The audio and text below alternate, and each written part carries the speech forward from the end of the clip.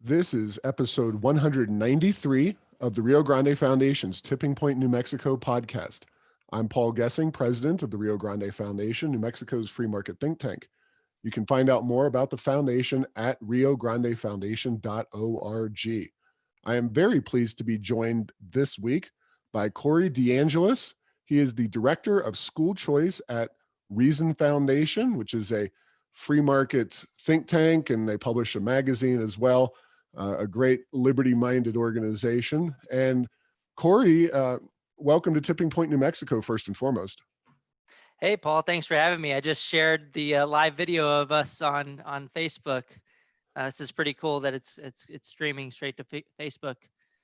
Yeah, awesome. And if you're not following Corey on Facebook and Twitter, you're missing out. So before we even get started, and I'll remind folks later on in the show, for folks that are on those media outlets, how do they follow you on Facebook and Twitter? Yeah, I post most of my stuff on Twitter, and it's just my last name and then my first name. It's at DeAngelis Corey. It's backwards, obviously, in the camera.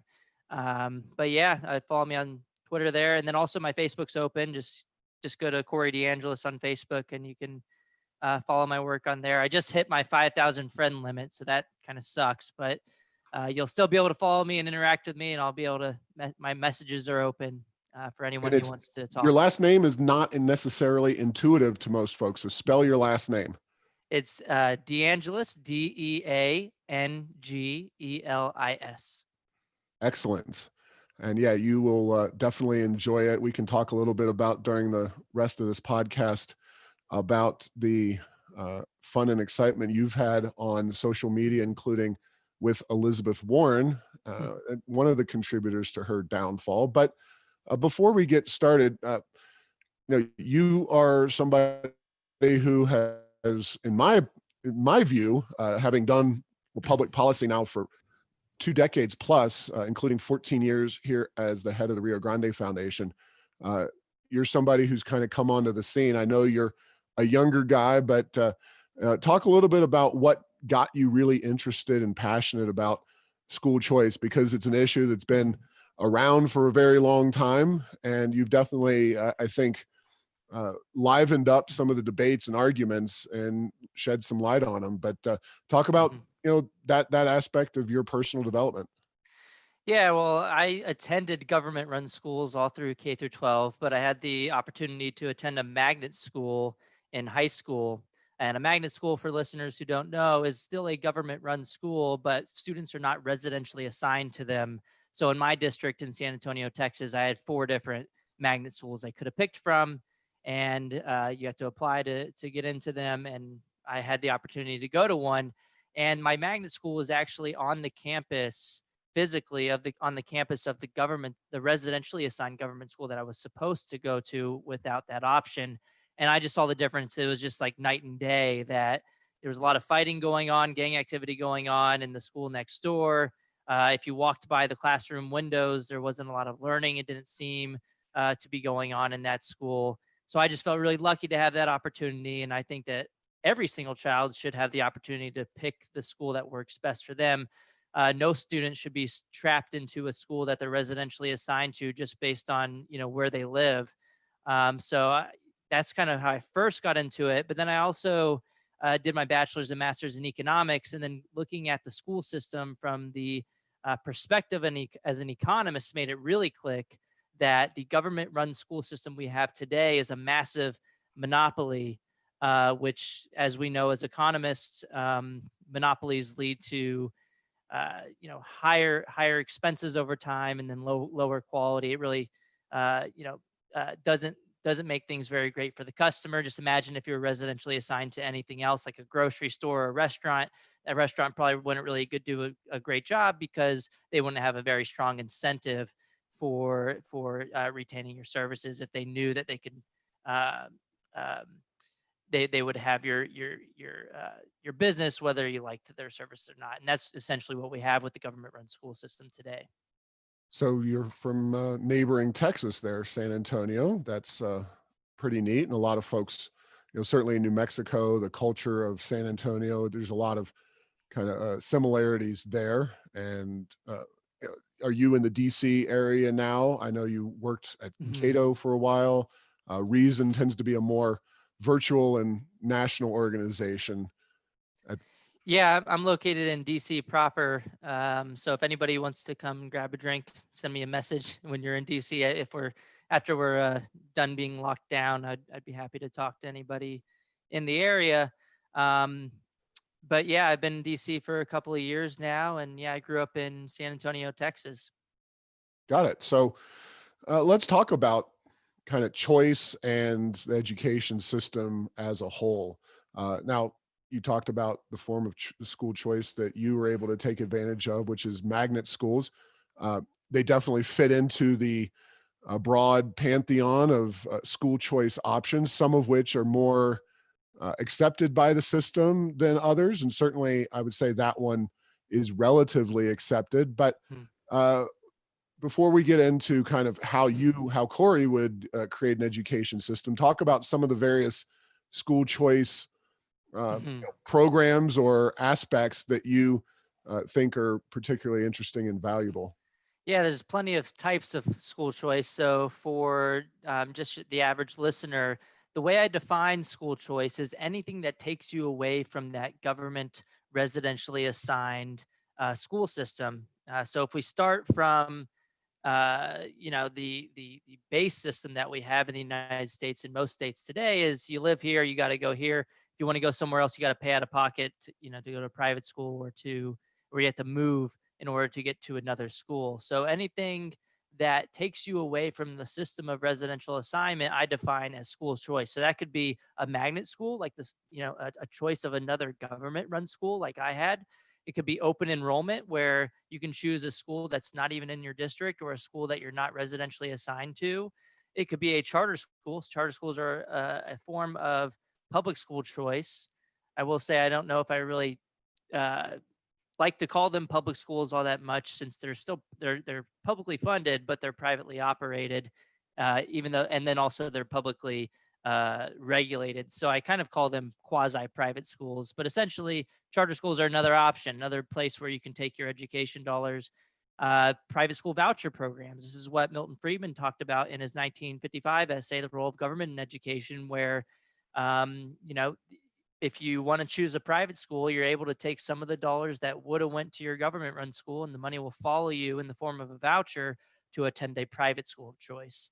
And then I think the best form of private school choice would be an education savings account. We can actually call this education choice because when you opt out of that residentially assigned school, that fraction of dollars that would have went to the school follows you, and instead of in the form of a voucher, you can have it in the form of an education savings account that can be used for government approved education expenditures. So you could use this for tuition and fees at a private school, but you could also use it to cover homeschooling expenses or virtual education expenses or tutoring or textbooks or calculators or any other types of supplies that are education related and approved by the government as an education expense.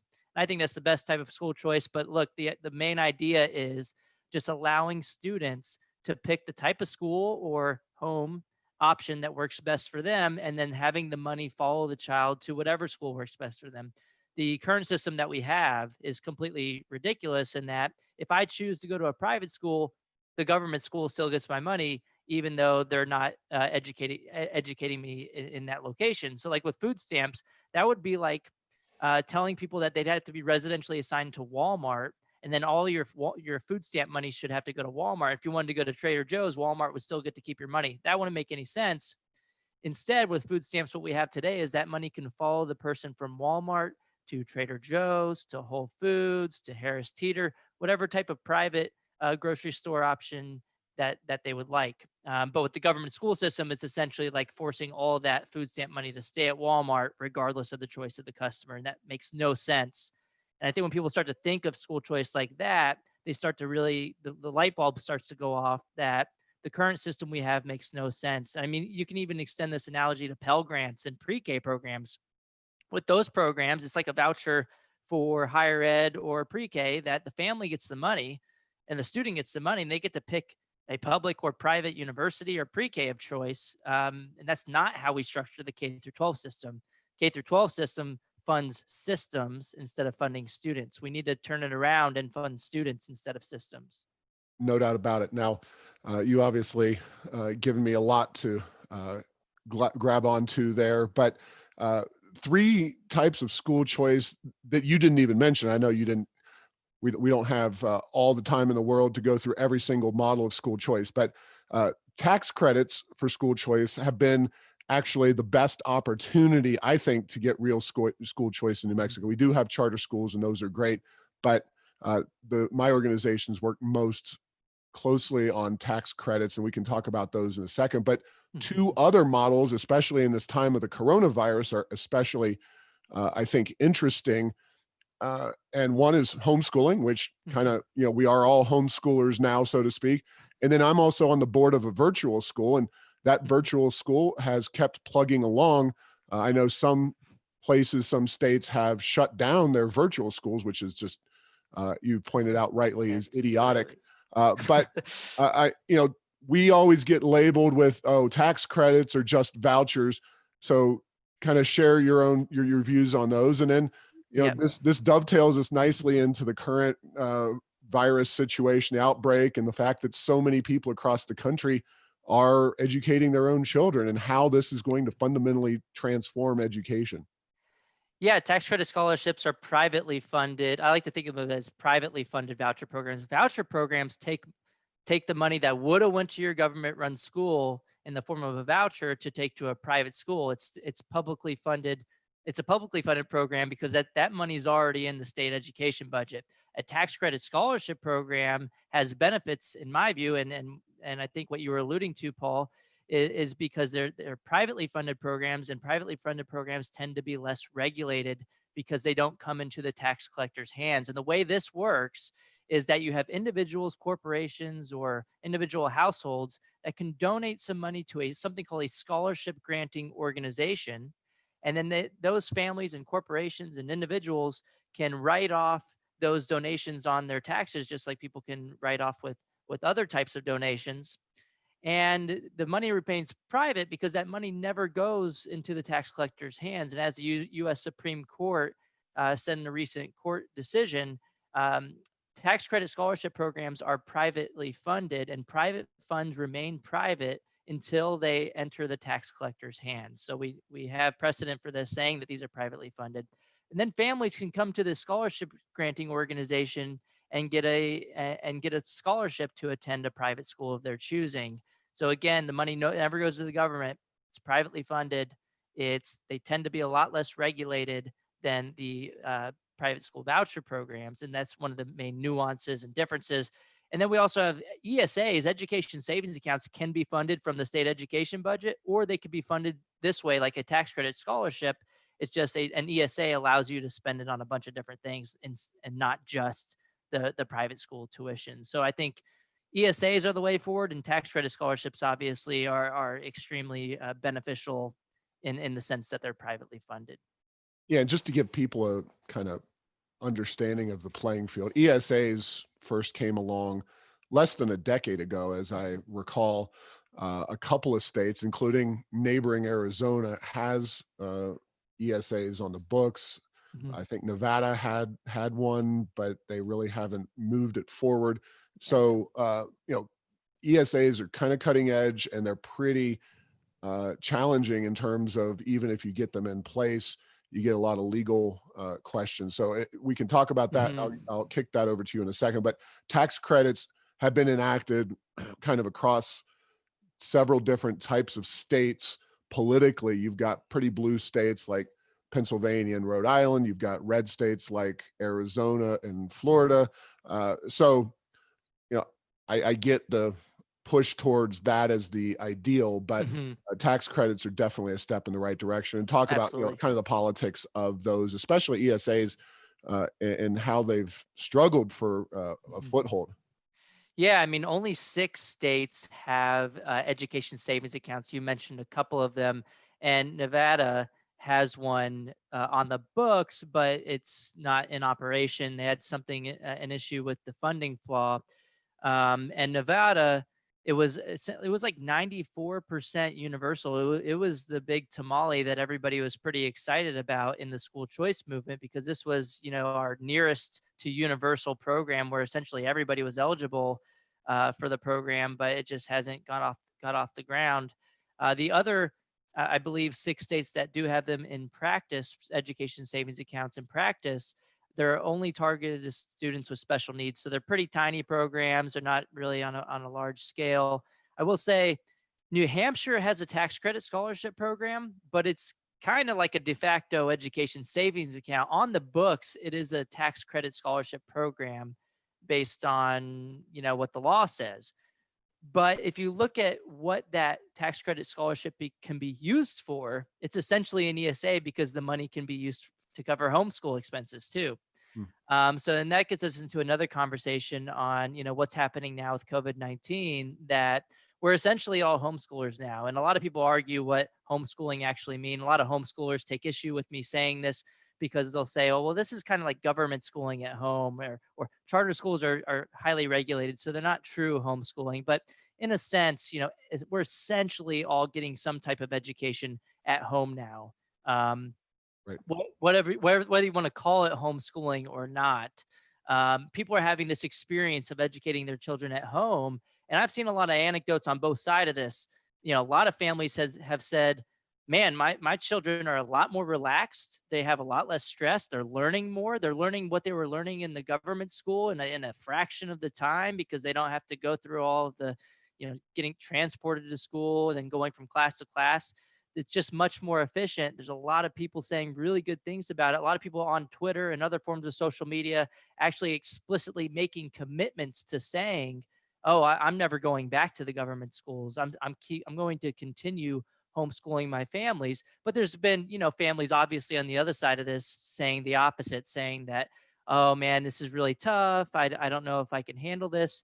But I will say there is a good reason why the homeschooling crowd is pushing back against calling this homeschooling, because this is a pretty crappy form of homeschooling, right? It's not true homeschooling in the sense that we're essentially all in lockdown right now. It's involuntary. It kind of just came up out of nowhere. People didn't prepare for this. So if people are seeing that this is actually a good thing, it's actually telling us, well, just imagine how great real homeschooling would be if they like this form of, you know, a weak form of homeschooling that we have today. And there is a new nationally representative survey that just came out to put data behind these anecdotes. And it looks like the families who were saying that they like homeschooling are actually more supported by the data. EdChoice just came out with a survey that they had a third party administer. It's a nationally representative survey, came out a few days ago. They asked parents, how do you feel about homeschooling as a direct result of COVID-19? Have your opinions changed about it? And 52% of those parents who were surveyed, who responded to the survey, said that they were more favorable of homeschooling as a result of their experiences from COVID-19. Only half of that proportion, 26%, said that they were less favorable of homeschooling as a result of COVID-19. The remaining fifth of respondents, 22%, said that they had no difference. They didn't have a really strong opinion one way or another. But the big takeaway here is that people are twice as likely to say that they are more favorable of homeschooling as a result of this experience than the amount of people who say that they are less favorable of homeschooling as a result. So I think Interesting. this is a big study that more people need to read for themselves. And kudos to EdChoice for jumping on this and actually getting a legitimate nationally representative survey on the question that everybody else was asking. Yeah, very cool, very awesome. And just to kind of reference back to the previous tax credit discussion, one of the groups in Arizona, I believe, that gets a tax credit, or no, an ESA, I'm sorry, is Navajo tribal members. Of course, education on the reservations tend to be pretty challenging, and Mhm. they're actually being impacted disproportionately here in New Mexico by the COVID-19 breakout. But I had tried to get a friendly state representative in New Mexico to essentially get a mirror option of what Arizona was doing, because Navajo reservation goes into multiple states. And Mhm. unfortunately, that did not fly, but I think that would have been a great way to start the ESA discussion in New Mexico. Unfortunately, then they lost their position, their legislative seat, et cetera, et cetera. And your point about homeschooling right now, I mean, you know, even if you are a homeschooling parent that does homeschooling on their own, which a lot of them do it in smaller groups, which is kind of taboo right now for a lot of reasons, then there's the museums and all the things that people tend to go out and do with their kids when they are homeschooled, that are really off limits. And plus, there's socialization. We talk about going to traditional schools and the pluses and minuses. And I know you make Mhm. those points on social media a lot, but homeschool kids, like other kids, are all cooped up right now 24/7, not just during the schooling period. So that whole socialization thing, and I have a 10-year-old, I have a 7-year-old, Mhm. and I worry about you know them being unable to go see friends and do normal Mhm. kid things for such a long period of their lives. And I wonder if it's really all worth it. And that gets into epidemiology and Mhm. virology, and I'm not going to put you on the spot there, but Well, those are just some points. there's also a lot of negative socialization that goes on in far too many government True. schools today. Not every government school, but there are some government schools where there's a lot of socialization that it's great to avoid. It's like a lot of the fighting going on, the drugs, the violence, the gang activity. I experienced this kind of stuff in the middle school that I was residentially assigned to in Texas, the government run school over there in San Antonio. I was exposed to a lot of this negative socialization. I think it's good to avoid a lot of the bullying and the fights and the gang activity, the violence. Maybe it's a good thing homeschoolers experience that kind of negative, so are less likely to experience that kind of negative socialization.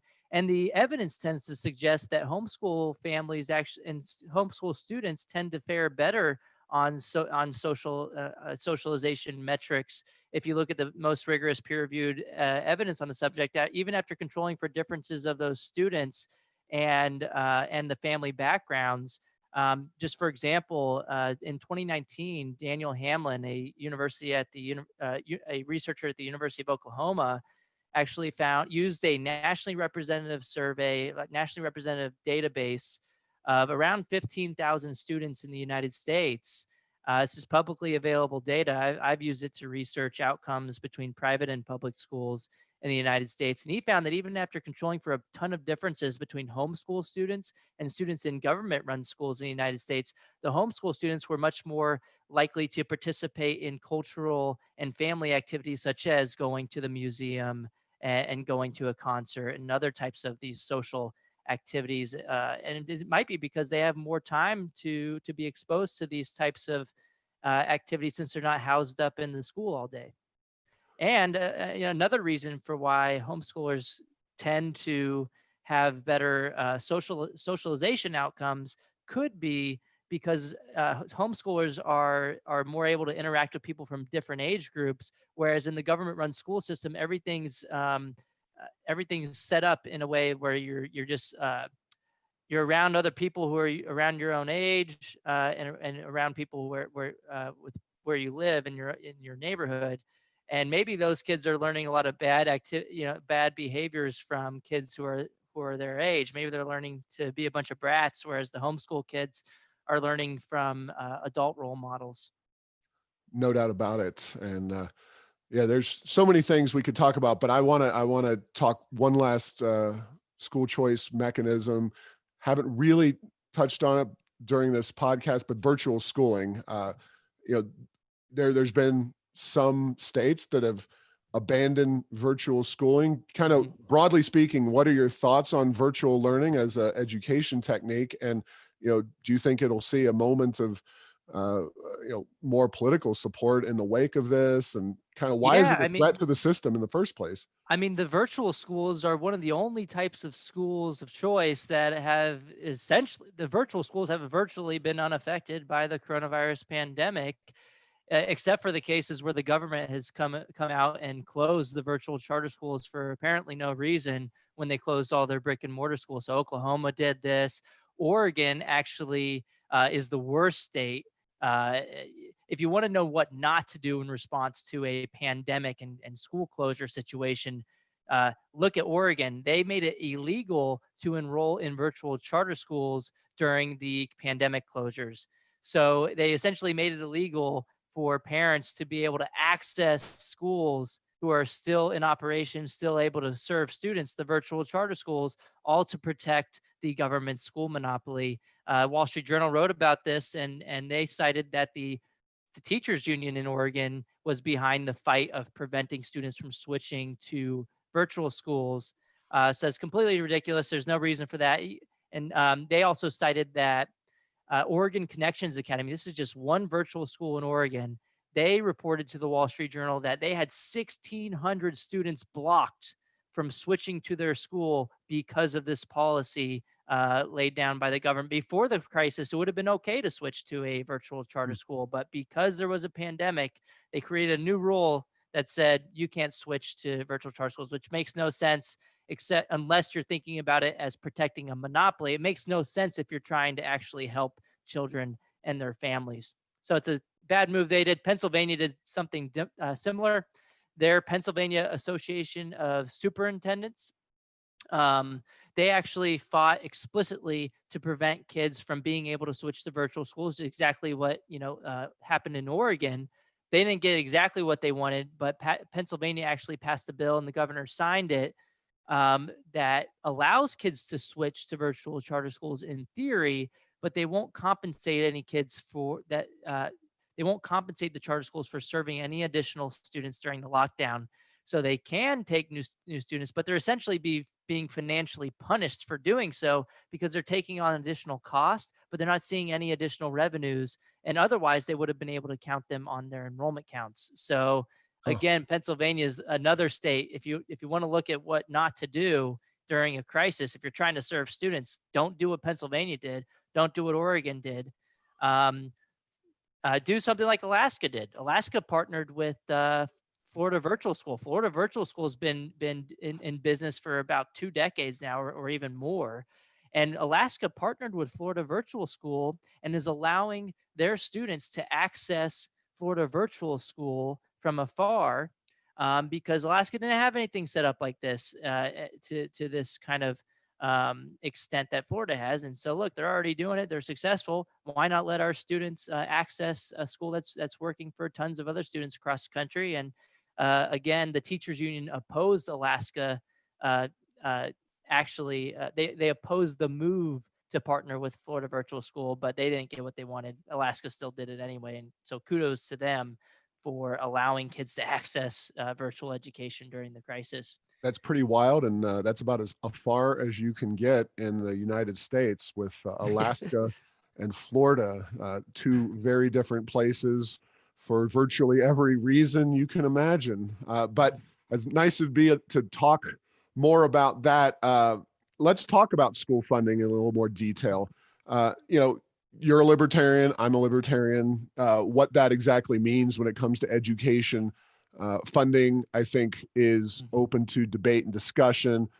I think we both agree federal government's role should be not really a role at all, but you've kind of made peace, at least in your rhetoric, with the food stamp model, which, Yep. when you come to groceries, nobody says, gosh, I really want to impose that free market model called food stamps on everybody, and everybody, it would be the key word there.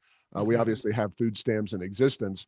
Uh, you know, are you willing to entertain, or do you consider kind of hey, let's actually create a market where parents fund their own educations, and then for the kids who cannot afford, their families cannot afford education, for them to purchase, you get the food stamp equivalent for the voucher from the government. So talk about the kind of the pros and cons. I realize this is political Yeah. fantasy, but it's worth at least having that discussion and clarifying that issue. Yep. I will just start out and say that the politically feasible option is to keep the funding how it is, have government fund, education for 100% of students. But the way that we do it today, it's completely backwards. Doesn't make any sense that the funding goes straight to the building instead of the student. With every other type of government program like this, like food stamps, like Medicaid, like Section 8 housing dollars, like Social Security dollars, and Pell Grants and pre-K programs, the money goes to the family, and the family determines how to spend that money with some minor restrictions. In the current education system, the money goes directly to the building that you're residentially assigned to. And if you leave that building, you don't get to take any of that money with you. It's again, like I said earlier, akin to saying that if you shop at Walmart with your food stamps, well, that's great. But if you want to go to Trader Joe's or Whole Foods, Walmart gets to keep all your money. Walmart would be super happy about that. Similarly, the government run schools are super happy about that setup that they have today. So it shouldn't be like that. So the policy, the politically feasible solution that I say is simple. We should fund students and not systems. The money should that is already existing, that we're already using in the system today, should just, instead of going to the building, go to the families, and have the families, if they want, pick the government school and have the money follow them to the government school. But they should also be able to take that money to a private school, charter school, magnet school. They should be able to use it for homeschooling expenses, and the families should be in charge of that money. Now, to get to your point that you were talking about with the food stamp model, it's true that with food stamps, we don't have food stamps for 100% of the population today. But with the government run school system, we essentially have food stamps or funding, taxpayer funding for 100% of the population of their education. That doesn't make any sense. And similarly, although the policy relevant and the policy, the most feasible policy option that I would say today is just take all that existing money and have it follow the child. In theory, I think the way that we should have it set up is, like you said, the food stamp model. There's no reason why we should be funding through the tax system education for rich people. Why should I be paying for Bill Gates' kids to go to whatever school that they're residentially assigned to? That doesn't make any sense. Instead, we should just take note that there is some fraction of society who may not be able to afford education for their children. And maybe we have some type of food stamp model where if they couldn't otherwise afford it, maybe allow them, maybe we fund education for them in the form of a voucher or a tax credit scholarship, or even we could do it voluntarily through other types of donation mechanisms. But there's no reason whatsoever why government needs to fund education or schooling for 100% of the population. Yeah, no doubt. And, some of these things are in many ways theoretical, but the idea of a functional private sector economy is pretty simple for most folks to understand. They've just blocked it out of their experience in terms of education. And something else that I, like to use, and I'm sure you use every argument in the book as well.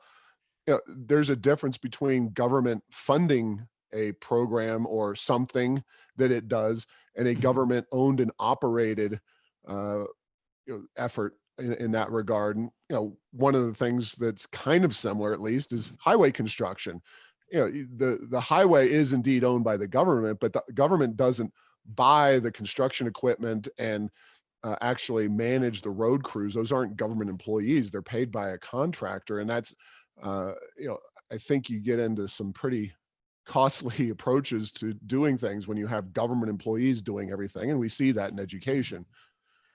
Well, and there's no reason for the government to run grocery stores either. We can fund food stamps for individuals and help them access food, but that doesn't mean we need to force government. We need to force any of these individuals to shop at government grocery stores. That wouldn't make any sense. So similarly, there's no good reason that we need to have government-run schools. We can have all schools be private, essentially, and we can still have government fund education for the least advantage and just have them pick the private provider of education that works best for them. There's no reason why government needs to run any schools today. But I will say the policy relevant and the politically feasible option isn't to abolish all government schools overnight just because, government schools, there's no theoretical reason as to why they should exist or why they need to exist. But I mean, the policy recommendation that I would have is just, again, allow that money to follow the individual student. And if they still pick the government run school, more power to them. I don't have any problem with that. But what I think is that in theory, the private sector tends to do a better job than the government sector. This would probably lead to a mass exodus of government schools, which in the long run could essentially lead to a lot of the government run schools closing down. If you ask people what type of school they would choose if money weren't an issue, only 30% in the most recent survey say that they would choose a government run school. And that survey said something like district run school. They didn't say government school. So it wasn't like the wording that biased the survey or anything. But only 30% said that.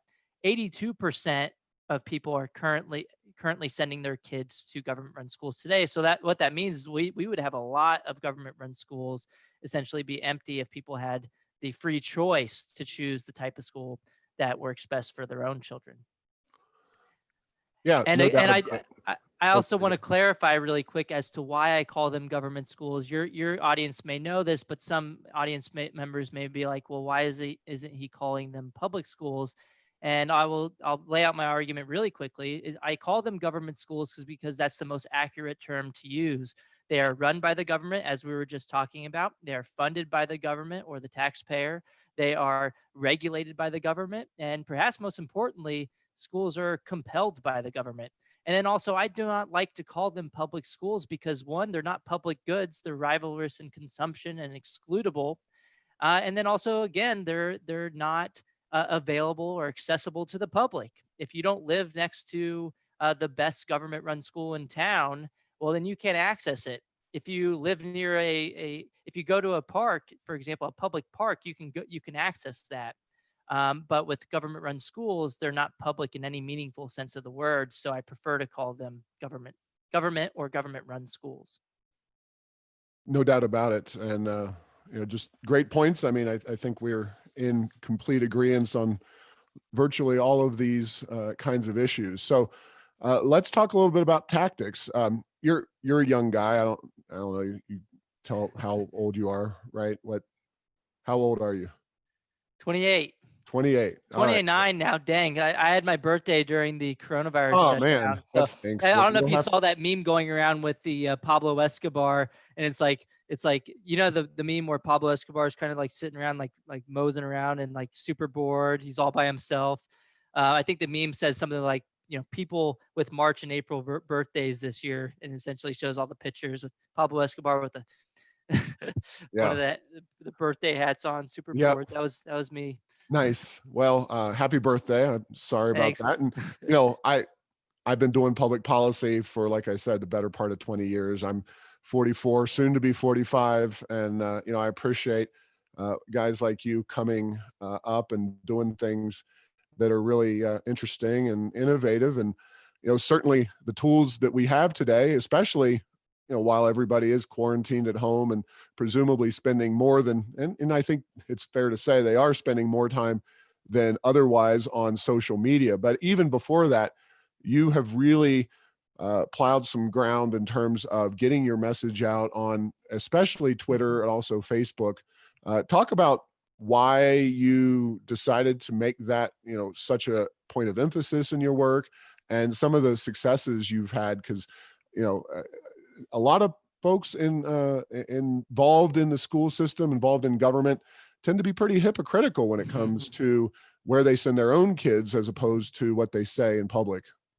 Yeah, I didn't really get going on my Twitter until like a couple of years ago when I moved to DC. I've had my Twitter account for a long time, but I didn't really use it a lot until I moved to DC and got into the public policy sphere.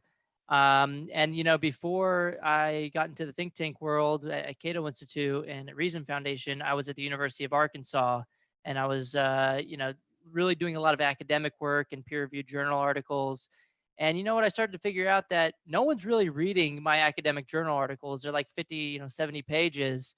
And it's great, but they're behind a paywall and no one's really understanding what's going on with my work. So I really started to take it to the blogs, 500 word, boiled down versions so that the public could really understand what I was writing about.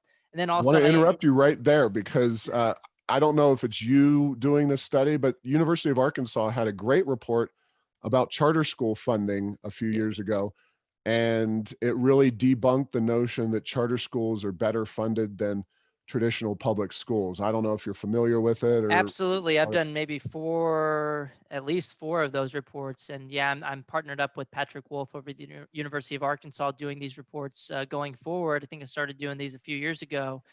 And essentially, everywhere we look, charter schools actually get a lot less than the traditional or the government run schools in a ton of different cities, 10 different states. And that team at the University of Arkansas, even before I joined, they've been releasing reports on this since I think around 2010. So for about a decade now. And they consistently find, just looking at all the revenues, that charter schools get a lot less money than the government run schools. And it's built into the funding formula for that to happen. And we essentially argue that, look, all the money should follow the child to whatever type of school that's works best for them. Why should a child lose a third of their resources just because the residentially assigned government school doesn't work for them? That doesn't make any sense. And there's no reason why the government run school should get to keep a third of the resources for a student that is not, isn't using their services anymore. So yeah, I mean, I just want to debunk the debunker because I actually have used that and read that pretty extensively. So I do appreciate some of your more academic work. And I think that's also worth noting that you're not just some guy out there with a mad burn Twitter account and Facebook. You actually have the credentials and, the academic, work behind it. You just use very effectively social media, and I admire and applaud that. Yeah, and I think it's because people have really short attention spans. I mean, you can take a positive or negative view of that, but that's just the reality of the world. People think in sound bites now. And if you cannot get your message across on Twitter in just a few characters, you're not going to be able to convince anybody. If you take too long to explain your position, then you're not going to convince anybody. And I think that's why Twitter is the platform where the most things go viral, is because people see little sound bites and boom, boom, boom, they can retweet it really quick. And then Twitter has the biggest potential for things to go viral. That's one of the big reasons why I switched from mostly focusing on Facebook to mostly focusing on Twitter, because of that potential for reaching a much larger audience. For example, I just shared a little video about, this Harvard anti-homeschooling propaganda conference that's coming up, where one of the organizers essentially says that your kids belong to the government. He says that the only reason that parent-child relationships exist is because the government allows it to exist. That reached over 1 million views in just within just like a week's time. So you can reach a lot of people that way. And again, I will say, when I first started with Twitter, it was pretty hard. I was thinking, well, my position is really hard to argue because a lot of times libertarians feel the need to get really into the weeds to explain all of their rationalizations, and that's how I was kind of approaching it. I was just thinking, the reason some people don't support school choice, I was thinking, is that people just it's just too long to explain as to why school choice is a good idea. But then I realized, well, actually, no. These are really basic ideas, and once you can start to figure out how to boil those ideas down to sound bites, one, that means you really have mastered your subject, and two, you're really going to be more successful in convincing people. Because if you start talking for 30 seconds, once you hit 30 seconds or even maybe 10 seconds, if you don't have someone, you've lost them and they're not going to listen to you. Yeah, well, maybe Harvard's going to replace their colors with, instead of crimson, just go full on red. Red. 'Cause, to say that the state owns your children and you're just kind of caretakers, that is beyond, even Bernie Sanders socialism. It's really getting into the hardcore communism. Well, Corey, I have very bad news, and that is that our time together here on this podcast is coming to a close. And it went super fast. I'm sure that anyone who tuned in on Facebook or tunes in on the podcast itself will agree, and we'll have to have you on for that. Could talk about Elizabeth Warren, and you're calling her out, and all the other people who oppose school choice. But we keep it to this time frame, and I really appreciate your time today. Hey, thank you so much, Paul. I had a great time with you. Yeah, and thanks for listening to this week's podcast. Make sure to get the latest edition of Tipping Point New Mexico by subscribing at Apple Podcasts, Stitcher, and Spotify. You can post or comment on this and other episodes on Facebook and Twitter, and tell Google Home to play Tipping Point New Mexico. Thanks to Path 3 Marketing for producing this show.